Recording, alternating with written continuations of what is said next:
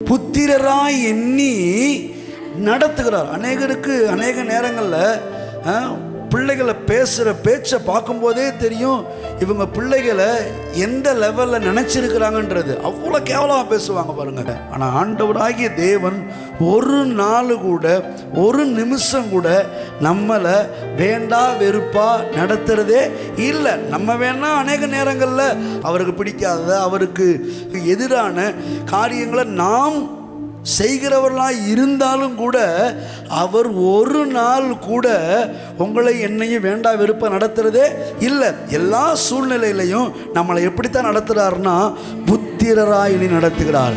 தகப்பன் தன் பிள்ளைகளுக்கு இறங்குகிறது போல கர்த்தர் தமக்கு பயந்தவர்களுக்கு இறங்குகிறார். எத்தனை பேர் ஆமென் சொல்றீங்க? நான் சொல்லுவேன், பயந்தவர்களுக்கு மாத்திரமல்ல, பயப்படாதவர்களுக்கும் அவர் தகப்பனை போலதான் இறங்கி கொண்டிருக்கிறார். ஒருவேளை கர்த்தருக்கு பயப்படாதவர்களுக்கு அவர் இறங்கலை அப்படின்னா என்னைக்கோ உலகமே அழிஞ்சு போயிருக்கும். அப்போ தகப்பன் தன் பிள்ளைகளுக்கு இறங்குறது போல கர்த்தர் தமக்கு பயந்த நமக்கும் இறங்குகிறார்.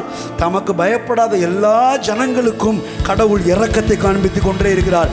ஏன் தெரியுமா? அவர் அப்பா, நாம் புத்திரர்கள். புத்திரராய் எண்ணி நம்மை நடத்துகிறார்.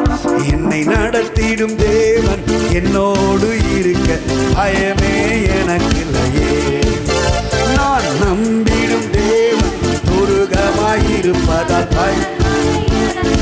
அல்லேலூயா. என்னை நடத்திடும் தேவன் என்னோடு இருக்க